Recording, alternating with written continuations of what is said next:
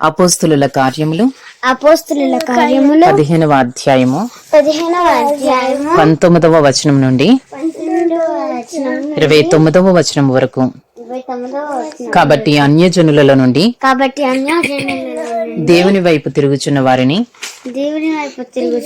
మనము కష్టపెట్టక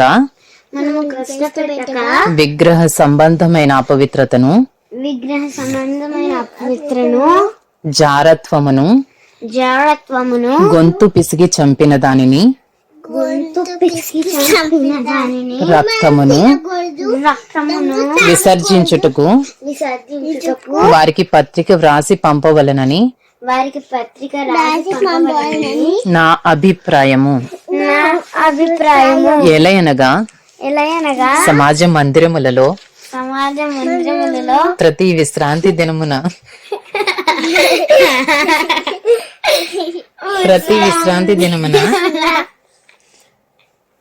మోషే లేఖనములు చదువుట వలన మునుపటి తరముల నుండి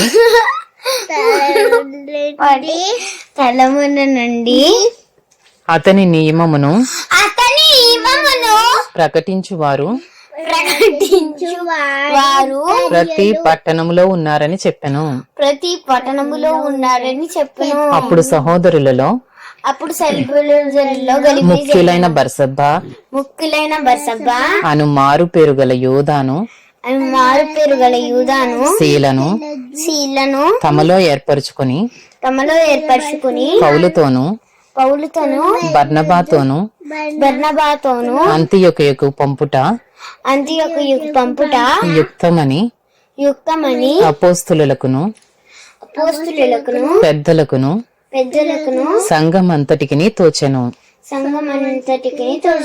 మీరు వ్రాసి వారి చేత పంపినదేమనగా అపోస్తులను పెద్దలైన సహోదరులను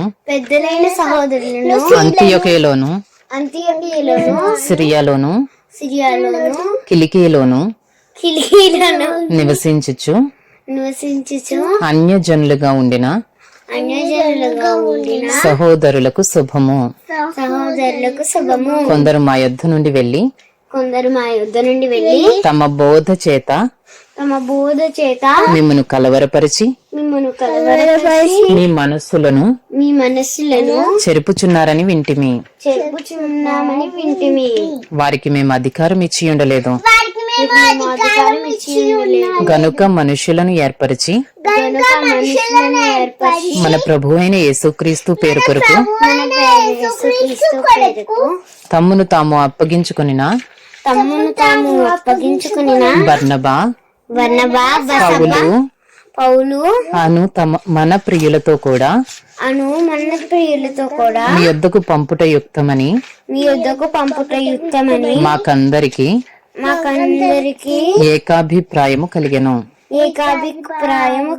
కాగా యూదాను శీలను పంపియున్నాము.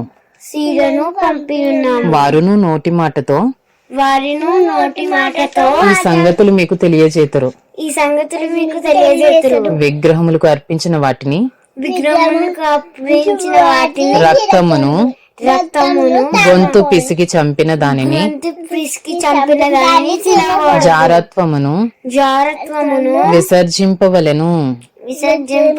ఈ అవశ్యమైన వాటికంటే ఎక్కువైన ఏ భారమును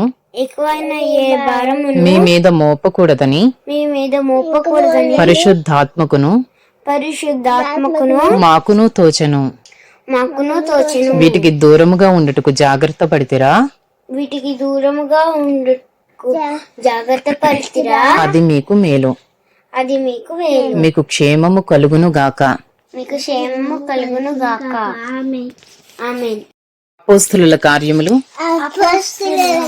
15వ అధ్యాయము 30వ వచనం నుండి 39వ వచనం వరకు.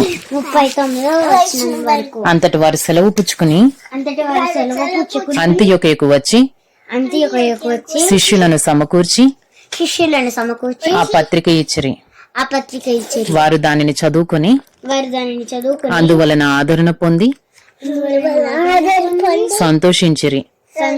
మరియు యూదాయు శీలయు కూడా ప్రవక్తలై ఉండినందున పెక్కు మాటలతో సహోదరులను ఆదరించి స్థిరపరిచిరి. వారు అక్కడ కొంతకాలము